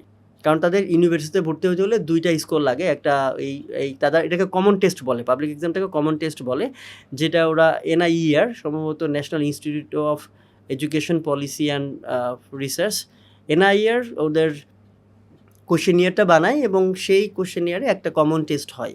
সেই কমন টেস্টের স্কোর এবং ইউনিভার্সিটিতে ভর্তি হওয়ার স্কোর মিলিয়ে তারা পাবলিক ইউনিভার্সিটিতে ভর্তি হয়। ইভেন প্রাইভেট ইউনিভার্সিটিতে, অধিকাংশ প্রাইভেট ইউনিভার্সিটিতে আসলে কমন টেস্টের রেজাল্ট লাগে না। তাহলে একটি স্টুডেন্ট বাইরে যে পড়তে যায়, আমরা যে বলি যে আমাদের আসলে পাবলিক এক্সাম না হলে, SSC বা HSCর এক্সাম না হলে, বা JSC, ইভেন আমরা PSCর কথা বলি, এই ধরনের এক্সামগুলো না হলে তাকে কিভাবে অন্য জায়গায় অ্যাক্রিডিয়েট করবে বা তারা কিভাবে তাকে কাইন্ড অফ অ্যালাউ করবে, তারা কিভাবে করছে? তো জাপানিজ যেই স্টুডেন্টটা বাইরে পড়তে যেতে চায়, তার একটা সার্টিফিকেশান ওই স্কুল দেয়, স্কুল প্রিন্সিপাল দেয়, এবং সেই স্কুল প্রিন্সিপালের ওই সার্টিফিকেশনেই আসলে অ্যাকসেপ্টেবল হয়। তার মানে আমাদের স্কুলগুলোকে এম্পাওয়ার করে। আমি বলছি না যে জাপানিজ এক্সপিরিয়েন্স নিতে হবে, কারণ এগুলো ধরেন আমরা সবসময় রেপ্লিকেট করার চেষ্টা করি, বাট রেপ্লিকেশনটা ইম্পর্টেন্ট না। তাহলে কোথায় কাজ করলে আমাদের স্কুল এম্পাওয়ার হবে, কোথায় কাজ করলে আমাদের শিক্ষকরা আরও বেশি তাদের ক্যাপাসিটি ডেভেলপ হবে, সেই জায়গাগুলোতে আমাদের আসলে আরও বেশি ফোকাস করা উচিত। সেগুলো নিয়ে হয়তো কাজ শুরু হচ্ছে বা হবে নিয়ার ফিউচারে। আমরা একটা ডিসকাশনের মধ্য দিয়ে যাচ্ছি, যেখানে আপনার প্রায় 7-8 বছরের একটা দীর্ঘ এক্সপেরিয়েন্স থেকে আমরা আলাপ করছিলাম। বাংলাদেশে তো এডুকেশনটা, আমাদের প্রাইমারি এডুকেশনটা শুরু হয় প্রি প্রাইমারি থেকে, এতদিন 5+ ছিল। গত বছরের 2023 সাল থেকে এটা 4+এও একটা পাইলটিং করা হয়েছিল। 4+ এবং 5+, তারপরে 6+ হলে আমরা গ্রেড 1-এ ভর্তি করাই। বাট আমাদের এডুকেশন যেটা, বা আমাদের শিক্ষার্থীদের যে এডুকেশন বা আমাদের বাচ্চাদের যেই লার্নিংটা, এটা তো আসলে তার জন্ম থেকে শুরু হয়, যেটা আমরা আর্লি চাইল্ডহুড এডুকেশন বলছি, একটা সময় আর্লি চাইল্ডহুড ডেভেলপমেন্ট বলতো। তো এই যে আর্লি চাইল্ডহুড এডুকেশনের যেই কনসেপ্টটা, এইটা বাংলাদেশে এখনো পর্যন্ত এত বেশি পপুলারাইজ আসলে হয়নি।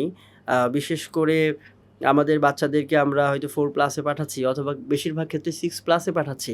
তার আগের তার যে ব্রেইন ডেভেলপমেন্টের যে জায়গাগুলো বা তার যে আর্লি চাইল্ডহুডের এডুকেশনের জায়গাগুলো, আপনি আর্লি চাইল্ডহুড এডুকেশন স্পেশালিস্ট এবং প্রফেশনালস হিসেবে কাজ করছেন বিভিন্ন ফোরামে এবং কারিকুলাম ডেভেলপমেন্টেও কাজ করেছেন। আপনি বিভিন্ন ধরনের বাচ্চাদের গল্প, স্টোরি বুক, যেগুলো গল্পের বইও লেখাতে কাজ করছেন।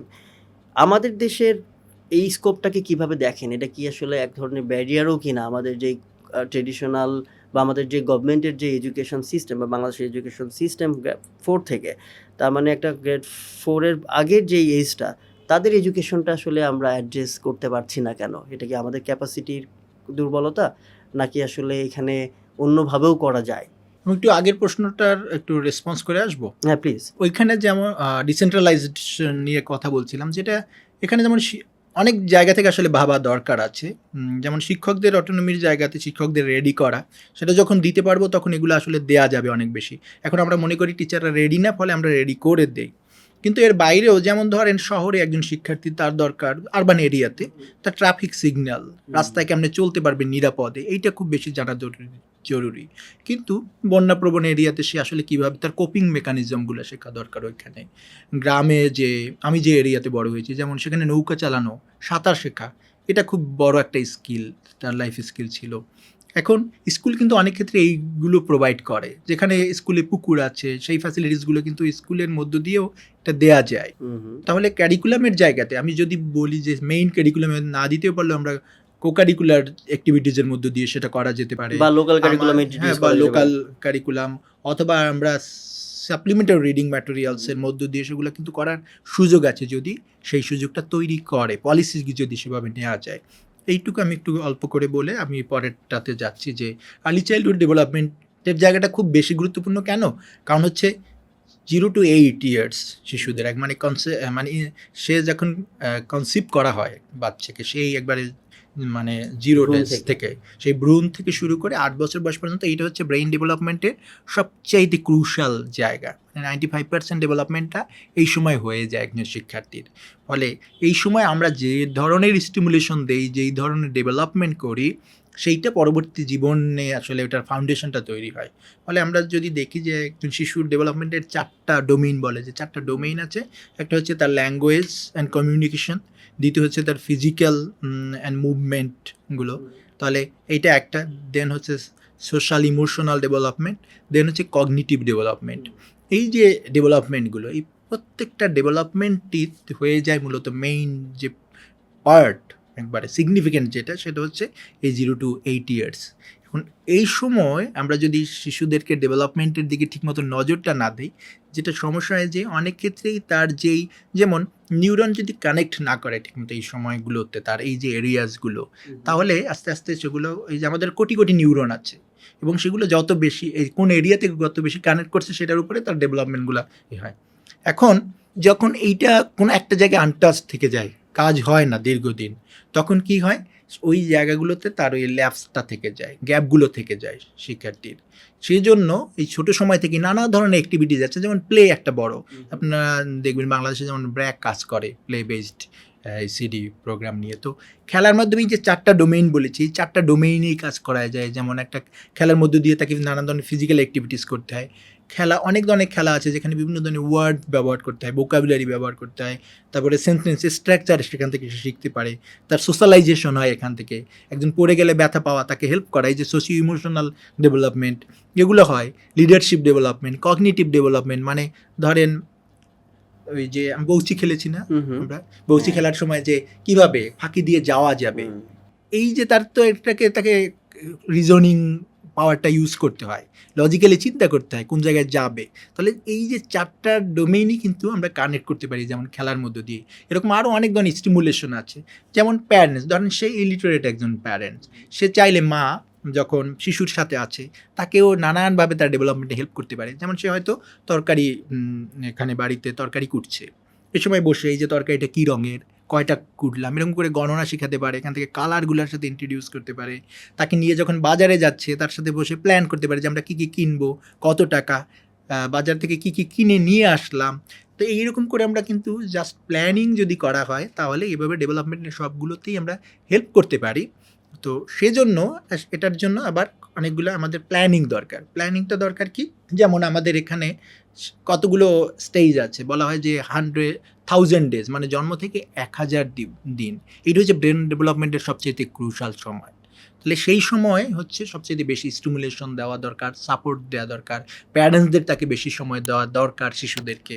এইখানে যেমন এখন আমাদের দেশে যেমন কর্মজীবী মায়েদেরকে আমরা কি করি, যে এই সময় অধিকাংশ ক্ষেত্রে ইন্ডাস্ট্রিতে যারা কাজ করে বা অন্য জায়গাগুলোতে তাদের ছুটি নেই, বা কর্মক্ষেত্রে যেখানে শিশুদেরকে রাখতে পারবে বেবি কেয়ার সেন্টার নেই। তো তাদেরকে অনেক ক্ষেত্রেই, অনেক বিশেষ করে আমাদের গার্মেন্টসের মেয়েরা যদি দেখেন যে অনেকেই বাড়িতে রেখে আসে, তাদের প্যারেন্টসদের কাছে রেখে আসে এবং এখানে চলে আসতে হয়। ফলে এই শিশু তার প্যারেন্টস সারা বড় হচ্ছে এবং তার যেই স্টিমুলেশনগুলো দরকার ছিল, যেই সাপোর্টগুলো দরকার ছিল, অনেক ক্ষেত্রে ব্রেস্ট ফিডিংটা ঠিকমতো করতে পারছে না, যেহেতু কর্মক্ষেত্রে এই সুবিধাটা নেই। ফলে তার ডেভেলপমেন্টগুলো এখান থেকে ক্ষতিগ্রস্ত হচ্ছে। তো তাহলে 3 বছর পর্যন্ত একটা, তারপর 3 থেকে শুরু করে তার যে আর্লি চাইল্ড ডেভেলপমেন্টের অ্যাক্টিভিটিসগুলো আছে, তাকে ওখানে আমরা বিভিন্ন ধরনের ওই চাইল্ড কেয়ার সেন্টারগুলোতে দিতে পারি। সেখানে বিভিন্ন ধরনের অ্যাক্টিভিটিস করতে পারি অন্য শিশুদের সাথে, সোশ্যালাইজেশন। এবং এই 4টা ডোমেইনের কথা বলছি, প্রত্যেকটা ডোমেইনে বিভিন্ন ধরনের অ্যাক্টিভিটিস আছে যেগুলো করানো যায়। তারপর হচ্ছে আমরা যখন স্কুলে প্রি স্কুল প্রোগ্রাম 5 থেকে আমরা যদি শুরু করি, এখন আমাদের 4 থেকে শুরু হচ্ছে এটা পরীক্ষামূলকভাবে। তো এই জায়গাগুলোতে আমরা এরকম করে পরিকল্পনা করে এই জায়গাতে কানেক্ট করা দরকার। এটা যেমন একটা হচ্ছে ইনস্টিটিউশনাল অ্যারেঞ্জমেন্ট দরকার সেখানে। সেটার জন্য যেমন সরকারের পলিসি দরকার, যে প্রত্যেকটা প্রতিষ্ঠানে যেমন ডে কেয়ার সেন্টার থাকা দরকার। কারণ কর্মজীবী এখন সবাই মোটামুটি এরকম কাজে যাচ্ছে। তাহলে সেই কর্মজীবী মায়েদেরকে যাতে তাদের সন্তানদের লালন পালন করতে পারে, মা এবং বাবা দুইজনকেই। আবার তেমনি করে তাদেরকে এই যে ছুটি দেয়া, মানে যখন সন্তান তারা জন্ম দিচ্ছে, তাহলে তাকে একটা ছুটি দেয়া, সেই ডেভেলপমেন্ট। কারণ এরা তো ভবিষ্যতে আমাদের নাগরিক হবে, সেই নাগরিকটাই আবার সেবা রাষ্ট্রকে সার্ভ করবে। তাহলে তাদের জন্য তো আমি রেডি করবো। সেখানে তো ইতিমধ্যে রাষ্ট্র তাদের জন্য 6 মাসের, যেমন অনেক ক্ষেত্রে আছে, কিন্তু সব প্রতিষ্ঠানে এভাবে দেয় না। প্রাইভেট অর্গানাইজেশনগুলোতে এরকম দেয় না, কিন্তু গভর্নমেন্টের এই পলিসিটা থাকা দরকার যে সব জায়গায় যেন সেটা করে, এটা ম্যান্ডেটরি যেন হয়। এইটা একটা জায়গা। দ্বিতীয়ত হচ্ছে এই যে ডে কেয়ারগুলো সব প্রতিষ্ঠানেই অবশ্যই, যেখানে নারী কর্মজীবী থাকবে এরকম, নারী এবং পুরুষ, সেখানে যেন ডে কেয়ারগুলো সেন্টার থাকে। যেমন আমি যদি বলি যে পিটিআইতে আমি দেখতাম প্রায় 200 জন শিক্ষক, সেখানে কোনো ডে কেয়ার সেন্টার নাই, অথচ এখানে তো ডে কেয়ার সেন্টার থাকা দরকার ছিল খুবই। তো এটা নেই। তারপরে তাহলে আমার পলিসির জায়গায় ডে কেয়ার সেন্টার করা দরকার। তারপর হচ্ছে আমার প্রত্যেকটা জায়গায় কমিউনিটিতে এরকম করে আমার আর্লি চাইল্ড কেয়ার সেন্টারগুলো থাকা দরকার, যেখানে হচ্ছে এসিডির অ্যাক্টিভিটিসগুলো কিংবা প্রি স্কুল প্রোগ্রামগুলো যেন থাকে। আমাদের শহরে যদি দেখেন প্রি স্কুল প্রোগ্রাম বলতে যেগুলো থাকে, সেটা হচ্ছে কিন্ডার গার্ডেনগুলোতে বইয়ের বোঝা, ওখানে ওই যে ডোমেইনগুলো থাকে, খেলাধুলার সুযোগই নেই বলতে গেলে। ওয়ার্ডস মুখস্থ করে, বিভিন্ন ধরনের অনেক ভোকাবুলারি সে জানে, কগনিটিভ লোড তাকে আমরা দিচ্ছি, কিন্তু তার যে অন্য যে এরিয়াগুলো, সেখানে ডেভেলপমেন্টের কিন্তু এরিয়াগুলো নেই। ফলে এই জায়গাগুলো অ্যাড্রেস করা দরকার অনেক বেশি, যেটা আমাদের এখানে আমরা বড় ধরনের গ্যাপ দেখতে পাই। একটা ব্রেন ডেভেলপমেন্টের একটা উদাহরণ মনে পড়লো। আমি সুপার শপগুলোতে যখন ওখানে মুভ করি, দেখি যে মায়েরা তাদের বাচ্চাদেরকে নিয়ে এসে সুপার শপগুলোর মধ্যে ছেড়ে দেয়, একদমই ছেড়ে দেয়, এবং তারা তাদের মতো করে শপিং করে, কেনাকাটা করে। একটা বাচ্চা গেল, একটা টমেটো ধরলো, ধরে সে দেখলো, আরেকটা ব্লকে গেল, সেখানে টমেটোর কালারটা সে রেড দেখেছে, আরেকটা জায়গাতে গিয়ে সে আপেল ধরলো বা ইভেন অরেঞ্জ ধরলো। এই যে বিভিন্ন টাচ করছে বা কিছু একটাতে টাচ করছে, তার যে টাচের মাধ্যমে তার যে ডেভেলপমেন্টটা হচ্ছে, তার কালার, তার টাচ ফিলিং। আমাদের দেশে দেখা যায় যে অনেক ক্ষেত্রেই টাচ করলেই না, এটা ধরা যাবে না, এটা ধরলে এটা ভেঙে যাবে, অথবা কোনো জায়গাতে কারো বাসায় গিয়ে বাচ্চারা টাচ করলে একটা ভয়ের মধ্যে থাকে সবাই। ইভেন বাচ্চাদেরকে নিয়ে যখন আমাদের দেশে যে সুপার শপগুলো আছে, সেখানে গেলে কোনো জায়গায় টাচ করলেই তাদের কর্মীরা এসে অনেক সময় বলে যে ভাই প্লিজ টাচ করেন না, বা এরকম অনেক সময় তারা না করে। এই যে গ্যাপগুলো রয়েছে, তার মানে এই যে টাচ করেও যে তার আসলে ব্রেন ডেভেলপ হয়, আপনি যেমনটা বলছিলেন যে গেমের মাধ্যমে, খেলাধুলার মাধ্যমে যে তার ডেভেলপমেন্টটা যে হচ্ছে, এই জায়গাটা প্রমোট করা। এবার আপনি একটু আগেই বলছিলেন যে আমাদের কমিউনিটি বেসড যেই চাইল্ড কেয়ার সেন্টারগুলো, সেই জায়গাগুলো কি আসলে গভর্নমেন্টেই করতে হবে, নাকি সেখানে আপনার প্রাইভেট ইনিশিয়েটিভ আসতে পারে, নাকি এই দায়িত্বটা আসলে কার? কারণ গভর্নমেন্ট ইতিমধ্যে 4+, 5+ ছিল বা 6 এইজে ছিল সেটা 4+ করেছে। আপনি আরও বলছিলেন যে প্রথম 1000 দিন আসলে খুবই ইম্পর্ট্যান্ট। এখন 1000 দিনের মধ্যে প্রথম যে 4 বছর যাচ্ছে প্রায় এখানেই তো অলমোস্ট প্রায় 3 বছর 3 বছর 3 বছর মানে প্রায় 1000 দিন তো এখানেই চলে যাচ্ছে। তাহলে সবথেকে ক্রুশিয়াল যে টাইমটা, সেই টাইমটাই তো আমরা আসলে ওদেরকে ওই গাইডটা করতে পারছি না। সেখানে আপনার কোনো সাজেশন আছে কিনা, আপনি কাজ করতে গিয়ে খুঁজে পেয়েছেন, অথবা পলিসিগতভাবে আসলে কি কি কাজ আসলে আমাদের করা যেতে পারে? অনেকগুলো এরিয়া আছে কাজ করার। প্রথম যেটা বড় জায়গা মানে ইনস্টিটিউশন তো কাজ করবে, যেটা বললাম যে গভর্নমেন্টের ইনস্টিটিউশনগুলোকে ওই বাধ্যবাধকতা দেয়া। দ্বিতীয়ত হচ্ছে প্যারেন্টিং এডুকেশনটা খুব গুরুত্বপূর্ণ। আমাদের এখানে দেখেন আমরা প্যারেন্টস হয়ে যাই কোনো ধরনের, প্যারেন্টস আসলে হলে কি দায়িত্ব, হ্যাঁ। কি করতে হবে সেটা না জেনেই আমরা প্যারেন্টস হয়ে যাই। তারপরে প্যারেন্টস হওয়ার পরে আমরা গিয়ে আসলে অপ্রস্তুত হয়ে যাই, আসলে কি করতে হবে ম্যানেজ করতে পারি না ঠিক মতো। তো প্যারেন্টিং এডুকেশনটা খুব গুরুত্বপূর্ণ প্রথমই। তো এই প্যারেন্টিং এডুকেশনের মধ্যেই একটা শিশুর সেই একবারে কনসিভ করা থেকে শুরু করে তার ডেভেলপমেন্টের নানা স্টেজগুলো সেটা ওখানে জানে। এবং এই প্যারেন্টিং এডুকেশনে মানে যে প্যারেন্টস তারা না, এটা কিশোর কিশোরীদের থেকে শুরু করেই দেওয়া যায়, যে যারা ফিউচার প্যারেন্টস তাদের জন্য এইটা তৈরি করা। তো যখন একজন মানুষ প্যারেন্টিং এডুকেশনটা জানবে যে শিশুর ডেভেলপমেন্ট এরিয়াগুলো, ডেভেলপমেন্টের কোন জায়গাগুলোতে করতে হবে, কীভাবে সাপোর্ট দিতে হবে, স্টিমুলেশনগুলো কীভাবে হতে পারে, যখন সে জানবে। এবং এইটা শুধুমাত্র যে প্যারেন্টসরা জানবে এমনই না, এটা হচ্ছে পরিবারের যারা কেয়ার গিভিংয়ে আছে, যেমন দাদা দাদি বা অন্য যারা বয়স্ক যারা আছে, তাদেরকে নার্চারিংয়ের সাথে যারা রিলেভেন্ট, তারাও কিন্তু এই আমব্রেলার মধ্যে চলে আসে। ফলে তারা যখন এইগুলো জানবে এবং রেডি হবে, তখন এই যে বললেন না যে ধরতে গেলে ছুতে নিষেধ করে, হ্যাঁ। এটা আর করবে না। তখন সে যখন বুঝতে পারবে, সে যখন এটা নিয়ে অ্যাওয়ার হবে এবং কমিউনিটির মানুষ যখন হবে, তখন কমিউনিটির মানুষের মধ্যে ওই পারসেপশনগুলো চেঞ্জ হবে। যখন আমাদের মধ্যে তো এই পারসেপশনগুলো রয়ে গেছে সেই আগের, আমরা তো কারণ আমাদেরকে মধ্যে সেই অ্যাওয়ারনেসগুলো তৈরি করা হয় নাই, আমরা জানি না এই জায়গাগুলোতে। ফলে মানুষেরও আসলে দোষ নেই খুব একটা, আমাদের ট্রেডিশনালি আমরা এভাবে নিচ্ছি। ট্রেডিশনালি আর একটু মজার ব্যাপার, আমাদের দেশের কোনো বাচ্চা পড়ে গেলে, যে নিজের বাচ্চা না হলে অন্য একজন দৌড়ে চলে আসে ধরার জন্য, এই লেগেছে কিনা, যেখানে মানে ওকে ওভাবেই আমরা আসলে নার্সার করার চেষ্টা করি, যে ঠাস করে যে ধরি তুলি আদর করি, ও কান্না করে দিচ্ছে, এই যে ব্যাপারটা আমি ওখানে দেখেছি, যে একটা বাচ্চা পড়ে যাচ্ছে কেউ তুলে না, একটা বাচ্চা কান্না করছে, কান্না করে বসে বসে কান্না করছে, তুলে না কেউ। মানে ওর মধ্যে ওর যে একটা স্বতন্ত্রতা রয়েছে, ওর নিজের মধ্যে বাচ্চাটাকে ছেড়ে দেওয়া এবং তার কাজটাকে তার মতো করে আসলে এগিয়ে নিয়ে যাওয়া, সেটা আমি উপলব্ধি করেছি। এবং আমার কাছে মনে হতো যে একটা বাচ্চা পড়ে যাচ্ছে, একটু যে মানে আমরা তো এই কালচার দিয়ে বড় হয়েছে, আমরা একটু এই টাইপের যে শব্দ করার যে ব্যাপারগুলো আছে, ওরা দেখি এগুলোও করে না। ওরা ওদের মতো করে বাচ্চাকে ছেড়ে দিয়েছে, ও পড়ে যাচ্ছে, খেলছে, কি করছে, এটা আসলে ওদের খুব বেশি মানে কনসেন্ট্রেশনের বিষয় না। বাট আমাদের এখানে এত বেশি কনসেন্ট্রেশন আমরা বাচ্চাদেরকে দিই এইসব ব্যাপারগুলোতে, রাদার আমরা ওই জায়গাগুলোতে টাচ করতে দিই না।